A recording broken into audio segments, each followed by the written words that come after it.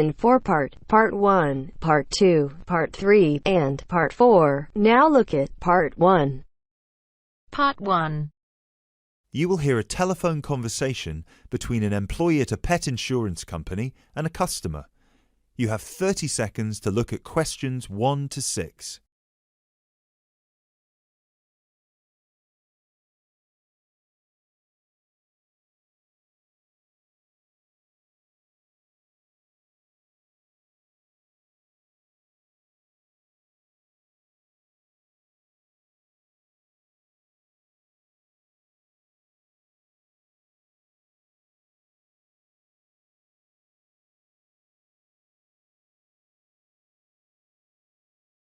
Pet Protect UK, how can I help?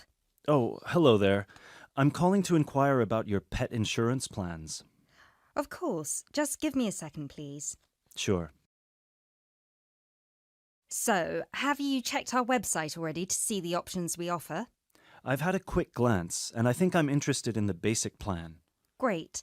I need to just ask a few questions first then. Is your pet a dog, a cat, or a rabbit? It's a dog. And is it a puppy or... No, he's 3 years old. Right. May I ask, has your dog been insured before? I just adopted him from the rescue center last week, and I think he'd been there a while, so I doubt it. Okay, so you've had him for a week then. That's correct. Great. I apologise for asking this, but your dog, what's his name by the way? Fenton. Fenton, is that spelt with an F? Yeah. Fenton. Great. Thank you for that. So, according to the rescue centre, has Fenton ever attacked, bitten, or been aggressive towards a person or another animal? No, not at all. Excellent. And is he a guide dog or... No, just a house pet. Great. And you said he's 3 years old. Do you know the exact date of birth? Oh, yes, it's on the adoption certificate. Just give me a sec. It's May 19th, 2013. And do you know, has Fenton been neutered? Yes, he's been castrated. Excellent. And final question, what type of dog is Fenton? Is he a pedigree, a crossbreed, or a mixed breed? A crossbreed, I think. Right, crossbreed... Wait, sorry. What's the difference between the three? A pedigree is a dog whose parents are of the same breed. A crossbreed is from 2 different breeds, while a mixed breed is 3 or more. Then he's a mixed breed. Sorry about that. Right, no worries. So, could I take your full name, please? My name is Peter Pischinger. That's Pischinger. Right, thank you for that. And what's your address? That's 27 Cherry Drive, NW8 3HD. 3HD. And finally, a telephone number, please. 020-3634-7957. Thank you.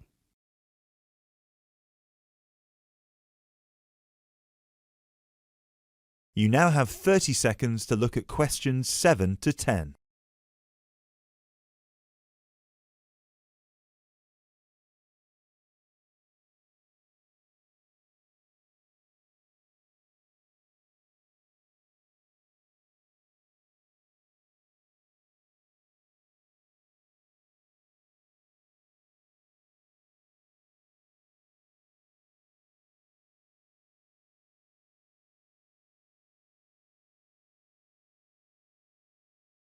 Now, you said you were interested in the basic plan. Is that correct? Yes, that's correct. May I ask, are you planning to switch insurance providers after the first year of your pet insurance, or is there a possibility you might renew with us? I haven't really thought about it. Why? The reason I'm asking is because if you plan to renew with us, it might be worth considering our premium or ultimate premium plan. With the basic plan, you will have to pay the same fee of £8 per month regardless of how long you stay with us. If you choose one of our other 2 plans, though, you will receive a discount for the first 6 months. You'll only have to pay £12 for premium and £15 for ultimate. And then, depending on your circumstances, you might be eligible for further discounts after your first year, depending on how many expenses you claim. If you claim less than £300, you'll have to pay the same as for the basic plan, but receive the cover provided by the premium plan. Huh. Is that something you might be interested in? I'll have to think about it. Is it possible to switch to one of the other plans later on? Yes, of course. You can always upgrade. Let's stick to the basic plan for now then, and then I might call you back to switch. No problem. So, what happens now? Well, first we would need you to come over with little Fenton so we can have a look at his documents and medical history. We'd also need you to get him to the vet for a quick checkup. All of this is standard procedure before we can proceed with the insurance plan. And then, when all that's done, you can either set up a direct debit in person or you can call us back and do it over the phone. Right. And the basic plan will cover... Well, the basic plan covers veterinary fees, obviously, plus a few more things such as boarding costs, loss by theft or straying, advertising and reward, death by accident or illness. You can find a comprehensive list on our website, or I could forward it to you via email if you prefer. Thanks. I'll check the website. No problem. So, shall we book you an appointment so you can come over?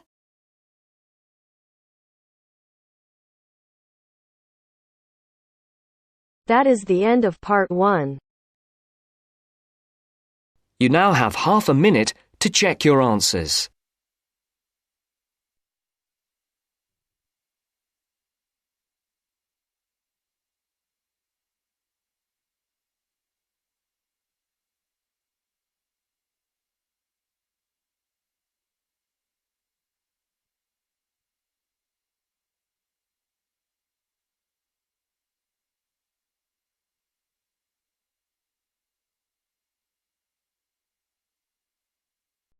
Now turns to part 2. Part 2. You will hear a speech given by the head of a company to some new employees. You have 30 seconds to look at questions 11 to 16.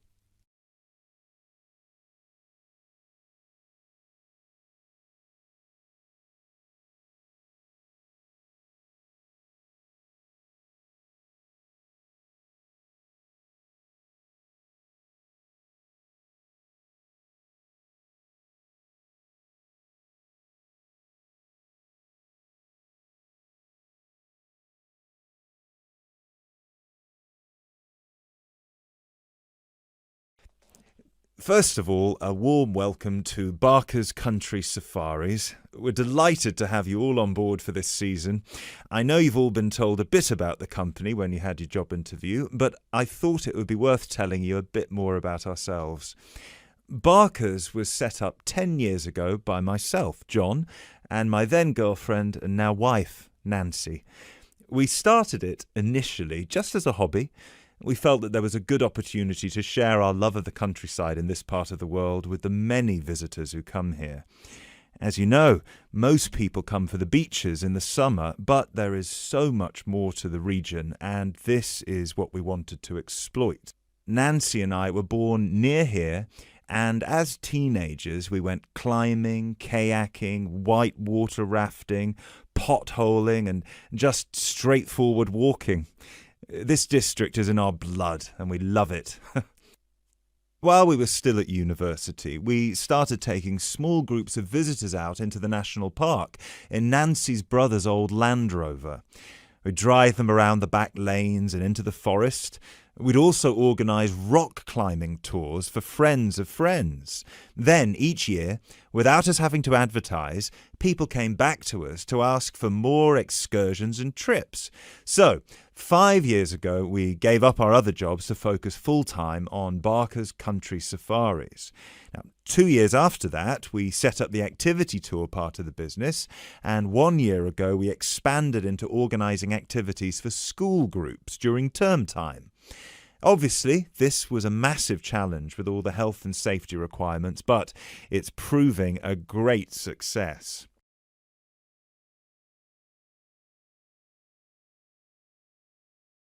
You now have 30 seconds to look at questions 17 to 20.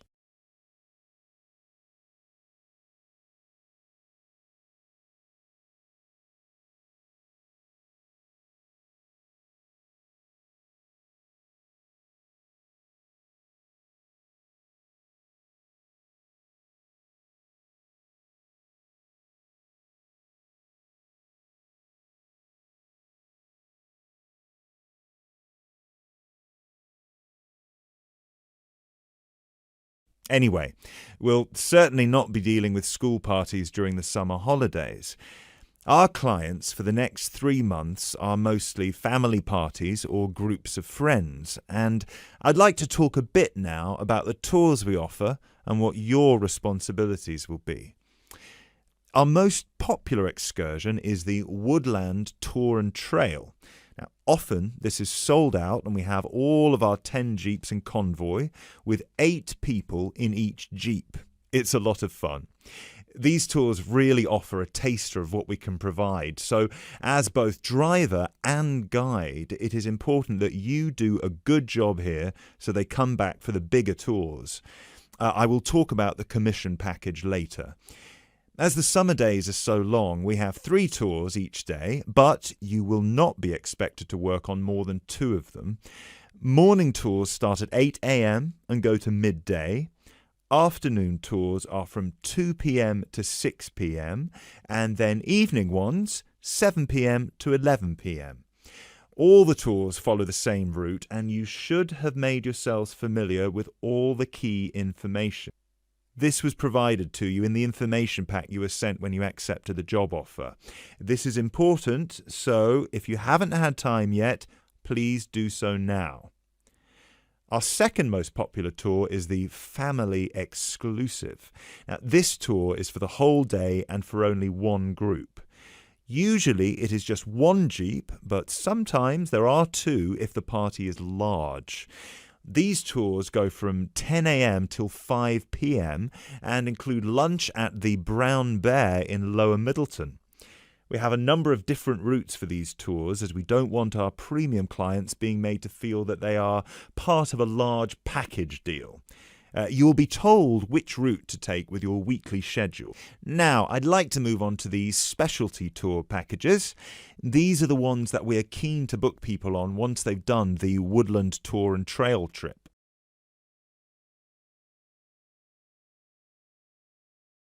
That is the end of part 2. You now have half a minute to check your answers.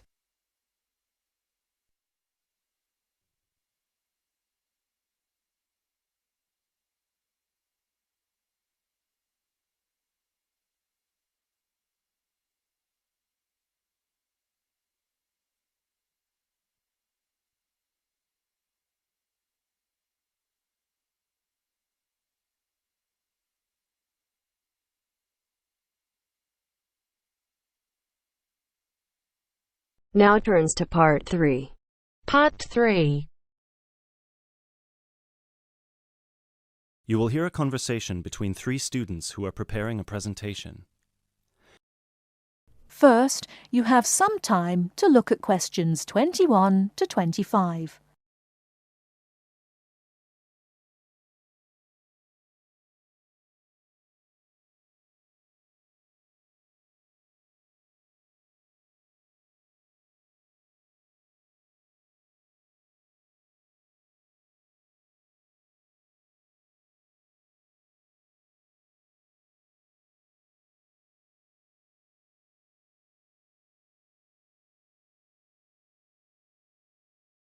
Now, listen carefully and answer questions 21 to 25. Hey guys! Oh, hey, Gail. You made it. Yeah, sorry. I was stuck at the library paying late fees. Have you guys started going through the data yet? Yeah, we've already collated it and we've started designing the graphs we're going to use in the presentation. Oh, really? That's fast. Well, anyway, here's what we've got so far. Okay, so... Wow, 38% said they thought about quitting school in the first year. That's a huge number. Yeah, and only 10% said they were happy at school from beginning to end. Amazing, isn't it? Yeah, I thought the majority would be happy here. Well, just remember that about 30% of the school population are foreign students, and from the UK students, only 2% are actually from the area. So, I guess it makes sense that people would miss home. Yeah, but to want to actually quit school... Well, they didn't want to exactly, they just thought about it. Okay, so how should we organise the presentation? What did you guys decide? Well, Kevin and I were saying that we should start by explaining what the topic of our research was and how we decided to collect the data. So, I'll start by saying that our topic was how first-year students felt a month after beginning school, and how their attitudes progressed and changed by the end of the academic year. So then we were thinking that I should explain that the population we want to study was obviously first-year students, but because we need their complete experience from the beginning to the end of their first year, we'd have to actually poll students in their second and third year. And then we said that you should explain how we access the population. So I'll say that we got the permission from the school to go to different classes from different departments and hand out the surveys in paper form, right? Right, and that it took us about 3 weeks to complete this part of our research. So then we need to describe the 3 different areas of focus of our survey, so Lindsay can do that. Say that the survey had 3 sections. The first one asking just some general questions about the age, gender, nationality and field of study of each student. Then the second one focused on how they felt in their first 6 months at school. And the third, how they felt in the summer after their first year was complete. That sounds good.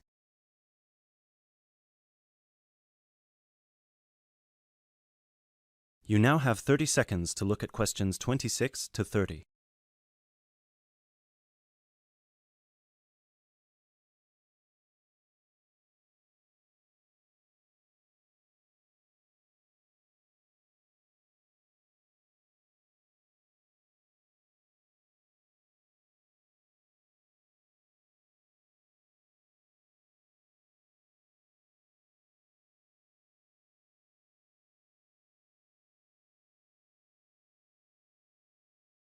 Okay, so let me see the breakdown. Okay, so we've got an equal distribution of boys and girls. That's good. Almost equal. 51% of the participants were boys, the rest were girls. Right, and 70% of the participants were British, while the other 30% were... 10% were from America and Asia, 2% were from Africa, and 18% were European. We had a small number of Australians as well, 0.03%, so I guess Europeans were 17.97% if you want to be precise. Which we should. Anyway, and obviously the age was all 20 or 21, with a few 19-year-olds. Only about 5%. No, wait. 4%. Right? No, it's 5%. Look. Right. Okay. So Lindsay will describe the 3 sections, and then you, Kevin, you'll describe the demographic and geographical breakdown, and You can start with the graph, and then we'll all explain the data together. Right, so we'll put this graph up on the board and explain that most students experience some form of homesickness or mild depression in the beginning of their course. But we need to point out that by the end of the year, it was only 5% that still felt like quitting school. Yeah, but remember that we didn't actually have the opportunity to interview or poll any of the students who left school, so the information we have only relates to current students, and those numbers might be bigger in reality. Yeah, I guess we need to mention that. But we did check the dropout rate for the last 2 years, and it was very low, so at the end of the day, the numbers can't be much bigger. Yeah. Anyway, so after we explain the data and we show the 3 graphs with the background information and the responses for 6 months and 1 year, we should spend some time also talking about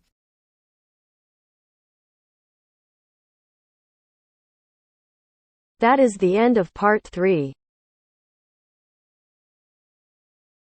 You now have half a minute to check your answers.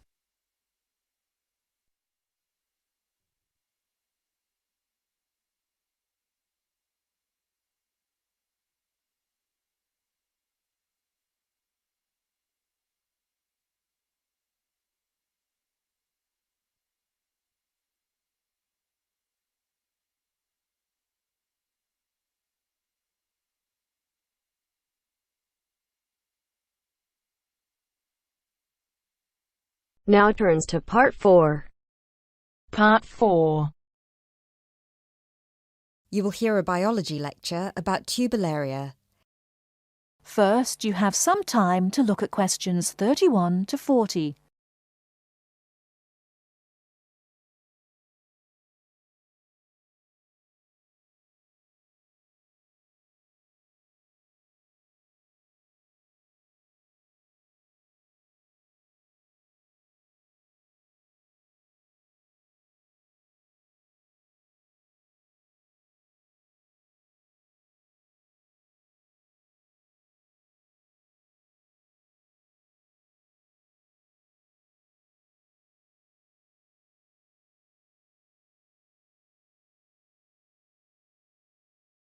Now, listen carefully and answer questions 31 to 40. Hello, everyone. I'm glad so many people have shown up here today to hear about these fascinating little creatures called the turbellaria. My name is Dr. Baker, and I've spent 20 years researching thousands of different species of platyhelminths, what are commonly known as flatworms, both free-living and parasitic. So there are a lot of things I could tell you about these extremely interesting invertebrate, but I will try to keep it short. Turbellaria are unique amongst flatworms in 3 ways. The first one is that, unlike 80% of all platyhelminths, turbellaria do not need to secure nourishment from a living source. This means that they do not generally parasitize a host, but are instead found living freely in the environment. So, no need to worry about any of these little samples I've got here escaping and causing havoc. The second way in which they're different is that they are, well, they're incredibly simple.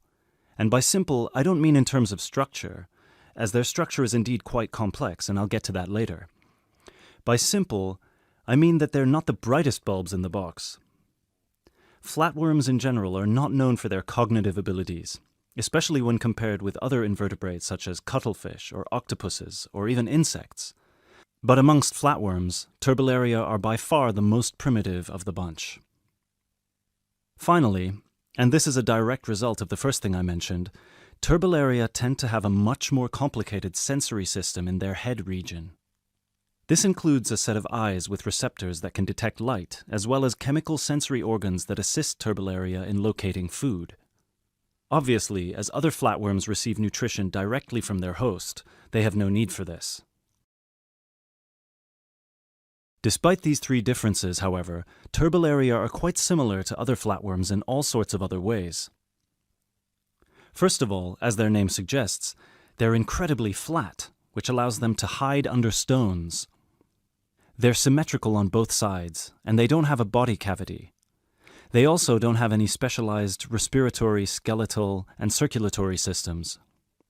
What they do have, however, and this is what I meant when I referenced their structure before, is 3 layers known as the endoderm, the mesoderm, and the ectoderm, as well as a head region where their brain and sense organs are located, and a spongy connective tissue that fills all the space between their organs.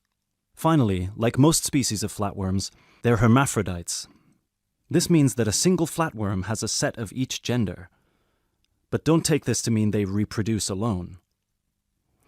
Their preferred method of reproduction is called cross-fertilization, which means that each flatworm fertilizes the other. I mentioned before that most flatworms need a host, but turbellaria feed from the environment.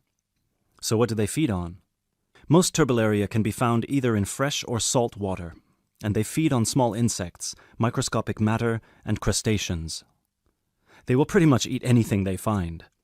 They have no preference on whether their food is living or dead. Also, and this is the most remarkable part about their eating habits,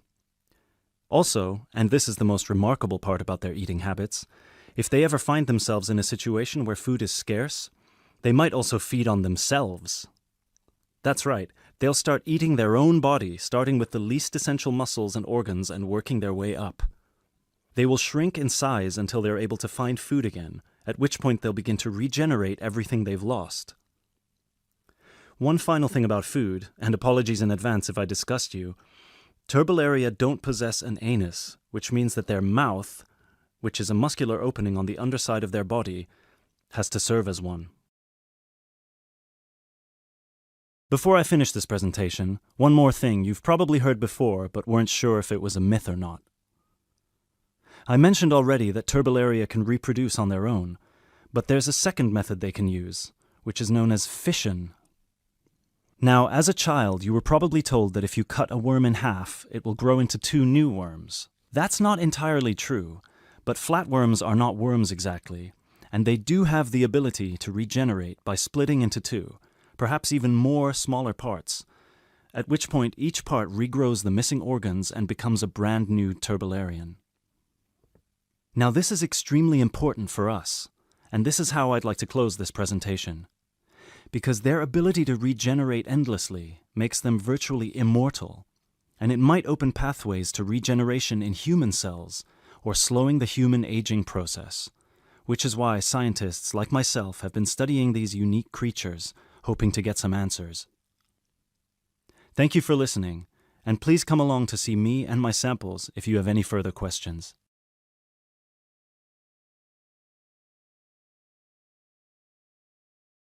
That is the end of part 4. You now have half a minute to check your answers.